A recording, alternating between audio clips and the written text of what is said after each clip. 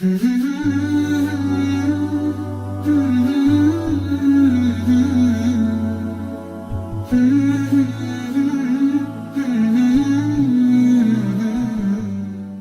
bahas tentang ghibah yang diperbolehkan. Kita katakan hukum ghibah adalah dosa besar. Dia adalah kezaliman, berbuat zalim kepada saudara. Namun ghibah tersebut dibolehkan dalam kondisi darurat. Ingat, sebagaimana babi hukum asalnya haram, namun terkadang boleh dimakan dalam kondisi apa? Darurat. Tapi tidak boleh kenyang-kenyang ya. Apalagi dibuat dendeng dibawa pulang, tidak boleh. Jadi darurat tuqaddaru biqadariha. Darurat diukur sesuai dengan seperlunya, tidak boleh berlebih-lebihan. Ya. Jadi ghibah terkadang boleh tapi seperlunya, tidak boleh berlebih-lebihan. Al-Imam Nawawi rahimahullah dalam kitabnya Al-Adhkar menyebutkan suatu syair tentang yang mengumpulkan ghibah-ghibah yang diperbolehkan. Syair tersebut berkata, "Adz-dzammu laisa bighibatin fi sittatin." Ghibah atau celaan bukanlah ghibah pada 6 perkara atau 6 orang. Mutadzallimin wa mu'arrifin wa muhadzirin, yaitu seorang yang sedang mengadu atau orang yang sedang mengenalkan atau orang yang memperingatkan. Walimudhirin fisqan wa mustaftin, demikian juga orang yang menampakkan kefasikan, dia pamer-pamer maksiatnya digibahi enggak apa-apa. Au mustaftin, dan orang yang minta fatwa. Wa man talabal i'anah fi izalati munkarin, wa man talabal i'anata fi izalati munkarin. Demikian juga orang yang mohon pertolongan dalam rangka menghilangkan kemungkaran. Ini 6 perkara yang dibolehkan ghibah di dalamnya. Intinya ini demi kemaslahatan. Intinya ini semua demi apa? Kemaslahatan. Jadi saya contohkan misalnya kita sekeluarga, kita ngobrol sama ibu kita tentang adik kita. Adik kita parahin, tukang gini, kita gibahin adik kita, enggak apa-apa. Karena memang tujuan kita bukan merendahkan dia, tapi tujuan kita untuk memperbaiki apa? Adik kita. Ini sering terjadi dalam keluarga. Kita ngomongin adik kita ngomongin ipar kita, bukan untuk menghina dia, tapi bagaimana ini solusi masalah apa yang harus kita hadapi. Jadi ini demi kemaslahatan, enggak ada masalah. Tapi ingat sesuai dengan kadarnya. Yang pertama, mutadzallim, yaitu orang yang sedang mengadu. Dia teraniaya kemudian dia mengadu kepada sultan atau kepada hakim. Maka dia boleh berkata, "Wahai hakim, wahai polisi, si fulan telah menganiaya saya demikian-demikian. Dia telah menzalimi saya demikian-demikian. Dia telah berbuat lalim kepada saya demikian dan demikian." Dia sebut namanya fulan bin fulan. Ya, ini tidak jadi masalah. Dia mengadu. Kalau dia bilang, "Pak polisi, ada orang mencuri barang saya." Siapa? Waduh, saya takut ghibah Pak polisi. Ya sudah, enggak usah ditangkap. Gimana mau ditangkap, enggak tahu orangnya, paham? Jadi namanya boleh. Jadi dia sedang mengadu, maka dia sebutkan kezaliman yang dia alami. Ini tidak apa-apa, ini ghibah. Ini memang tidak ada masalah. Ada maslahat yang dia kehendaki. Sama, dia minta bantuan untuk menghilangkan kemungkaran. Wahai si fulan telah melakukan demikian-demikian. Ya, kemungkaran tersebut bukan berkaitan dengan dia, tapi kemungkaran berkaitan orang lain. Ini bahaya. Dia menjual khamar misalnya, dia menjual sabu-sabu misalnya, lapor, tidak ada masalah. Ini itu bukan apa? Bukan ghibah. Itu ghibah tapi dibolehkan. Paham? Itu ghibah yang dibolehkan, bahkan ghibah yang diwajibkan. Yang ketiga misalnya meminta fatwa, mustaftin, minta fatwa. Ya. Ini kita minta fatwa, terkadang kita sebutin, Ustaz, bapak saya zalim sama saya, istri saya zalim sama saya, suami saya zalim sama saya ada masalah sama istri saya ada masalah sama kakak saya. Dia sebutin, menggibahi orang tuanya, menggibahi istrinya. Ini tidak apa-apa, karena dalam rangka mencari fatwa. Kalau dia bisa sembunyikan lebih baik. Dia mengatakan misalnya, gimana Ustaz, ada kasus suami istri begini-begini. Padahal dia sendiri yang mengalami. Demi untuk menjaga kehormatan apa? Istrinya. Ya. Ustaz tentunya kalau tahu masalah dia tidak boleh ember. Dia harus diam. Ini rahasia. Ya. Jangan dia, saya tahu orang itu yang masalah, dia pernah datang sama saya gitu. Hati-hati ibu-ibu terkadang ember ya, terkadang. Jadi ada orang bangga kalau tahu masalah orang lain. Saya tahu tuh dia begini dia. Jadi dia bangga kalau tahu problematika banyak orang. Akhirnya dia ember sana sini. Saya sering nasihati para ibu-ibu jangan ember ibu-ibu. Tidak lama kemudian ibu-ibu ada yang bantah, Ustaz, bapak-bapak juga ember ya. Bukan cuma ibu-ibu. Jadi ibu-ibu tidak mengingkari bahwasanya mereka tidak ember ya. Tapi dia bantah, bukan cuma ibu-ibu yang ember, bapak-bapak juga apa? Ember. Ya sudahlah. Tentunya tidak semua ibu-ibu, tentunya tidak semua bapak-bapak ya. Jadi kalau bisa dia bertanya tanpa menyebutkan orang itu yang terbaik, namun terkadang perkaranya susah, dia harus sebutin supaya perkaranya lebih jelas. Ada masalah dengan istri saya karena lebih hidup masalah tersebut tatkala dia nyebutin dia dan dirinya karena dia yang menjalani problematika tersebut. Dan itu tidak mengapa. Dalilnya apa? Hind bintu Utbah. Hind bintu Utbah, kalau kita bilang Hindun ya. Hind bisa Hindan, bisa Hindun, bisa Hindin, tapi Hind bintu Utbah istrinya Abu Sufyan. Dia pernah datang kepada Nabi sallallahu alaihi wasallam. Abu Sufyan mertuanya Nabi sallallahu alaihi wasallam. Karena anaknya Ramlah Ummu Habibah istrinya Nabi sallallahu alaihi wasallam. Hind bintu Utbah berkata, "Inna Abu Sufyan rajulun syahih. Wa laysa yu'tini ma yakfini wa waladi." Wahai Rasulullah, Abu Sufyan suamiku pelit. Ini gibah Abu Sufyan atau bukan? Gibah Abu Sufyan, tapi dia sedang cari fatwa. Dia bilang, "Wahai Rasulullah, sungguhnya suamiku Abu Sufyan pelit. Dia kasih saya tapi pemberiannya tidak cukup, nafkahnya tidak cukup untuk saya dan tidak cukup untuk anak-anakku." Illa ma akhadtu minhu wa huwa la ya'lam, kecuali kalau saya ambil dari dia dan tidak tahu. Bagaimana hukumnya? Saya ngambil duit dia tidak tahu. Hati-hati ibu, jangan salah paham di sini ya. Kata Nabi sallallahu alaihi wasallam, "Khudhi ma yakfiki wa waladiki bil ma'ruf." Ambil saja yang cukup buat kamu dan anak-anakmu sewajarnya, kata Nabi sallallahu alaihi wasallam.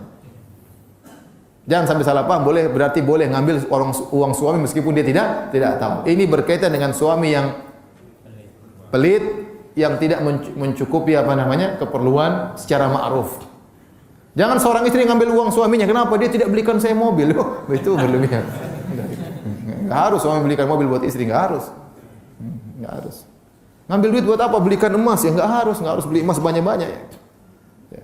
Tapi kalau kurang ternyata uang sekolah anak enggak cukup, uang makan dia tidak cukup, uang ke rumah sakit tidak cukup, ya ini boleh ngambil ya secukupnya, sewajarnya, tidak boleh berlebih-lebihan. Kalau berlebih-lebihan namanya maling. Enggak boleh ya. Jadi saya katakan sebaiknya tidak menyebut nama orang, tapi kalau terpaksa kita sebut ya tidak ada masalah dalam rangka untuk meminta fatwa. Kemudian ghibah yang dibolehkan adalah muhadzir, memperingatkan kaum muslimin dari keburukan. Inilah yang dikeluhkan oleh para ahli hadis tatkala memperingatkan dalam ilmu jarh wa ta'dil. Si rawi ini kadzdzab, perawi ini dajjal, perawi ini pendusta, perawi ini hafalannya lemah, perawi ini rusak hafalannya di akhir hayatnya, perawi ini suka melakukan tadlis, penipuan, perawi ini begini. Ini tidak mengapa demi untuk kesahihan suatu hadis. Oh, kalau enggak boleh ghibah, hadis dhaif, hadis palsu tidak bisa dibedakan dengan hadis yang sahih. Maka mereka menyebutkan aib-aib para perawi dan memang sengaja disebutin dalam rangka untuk menjaga keutuhan kesahihan hadis Nabi sallallahu alaihi wasallam. Ini juga yang dilakukan oleh para ulama tatkala membantah ahlul bidah. Mereka sebutkan kesatannya begini. Tidak mengapa sebutin kesalahan demi untuk menjaga agama agar orang tidak terpedaya dengan perkataan dia. Ya. Namanya memperingatkan. Dari Muawiyah radhiyallahu anhu, dari Fatimah bintu Qais radhiyallahu taala anha, ya. Fatimah bintu Qais ini dilamar oleh dua orang, satu Muawiyah, satu Abu Jaham. Maka dia berkata, "Ya Rasulullah, ya, bagaimana dengan dua calon ini?" Dia tanya kepada Nabi. Maka Nabi SAW peringatkan, kata Nabi SAW, "Wa amma Muawiyah fasu'lukun la malalahu." Adapun Muawiyah miskin, tidak punya harta. "Wa amma Abu Jaham fala yada'ul asa an atiqihi." Adapun Abu Jaham selalu meletakkan tongkat di pundaknya. Maksudnya dharrabun linisa, tukang pukul istri. Jangan nikahi dua-duanya. Ingkahi Usama, nikah saja dengan siapa? Usama bin Zaid radhiyallahu taala anhu, ya. Jadi Nabi menyebutkan aibnya Muawiyah, kata Nabi miskin. Ini aib atau bukan? Nabi menggibah Muawiyah. Nabi menggibah juga Abu Jaham, kata Nabi Abu Jaham suka mukul istrinya. Tapi dalam rangka kemaslahatan. Tidak ada masalah. Memperingatkan dua orang ini jangan nikah saja dengan yang lain. Akhirnya nikah dengan Usama bin Zaid. Padahal disebutkan Usama orangnya hitam. Dari sisi fisik, maksudnya mungkin tidak sebagaimana Muawiyah dan Abu Jaham. Tapi alhamdulillah dia bahagia dengan menjalankan apa? Wasiat Nabi sallallahu alaihi wasallam. Jadi maksud saya Nabi menyebutkan aib Muawiyah dan aib Abu Jaham berkaitan dengan kemaslahatan siapa? Fatimah binti Qais.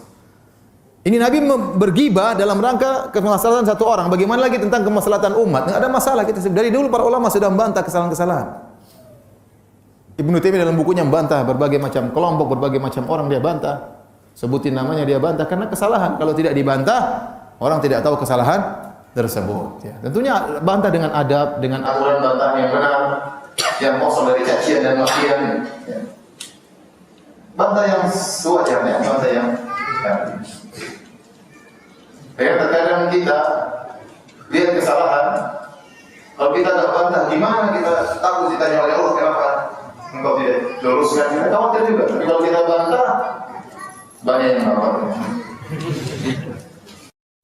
Tuduh macam-macam lah, tuduh inilah, tuduh anulah, dituduh ghibah lah. Ya ini ghibah tapi wajib.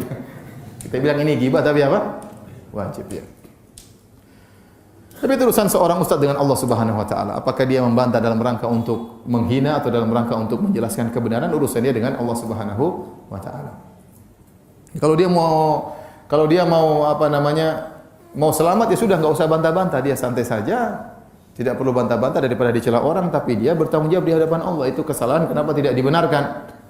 Kenapa tidak bernahi mungkar? Jadi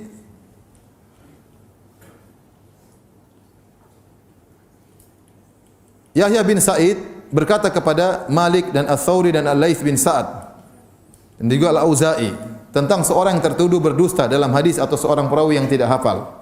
Mereka berkata, "Bayyin amrahu," jelaskan perkaranya, jelasin pada umat perkaranya. Ada orang bertanya kepada Imam Ahmad, "Aku merasa berat untuk berkata si fulan demikian, si fulan demikian."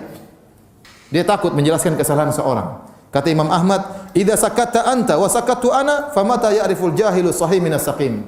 Kalau kau diam, saya juga diam, terus bagaimana orang bodoh tahu itu kesalahan?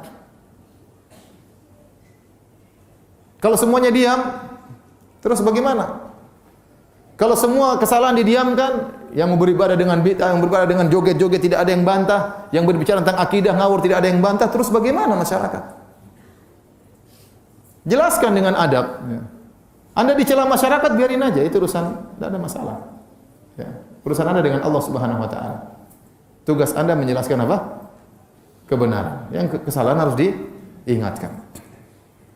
Kalau Anda tidak jelaskan, orang-orang tukang pencela tersebut bagaimana mereka tahu bahwasanya orang ini salah?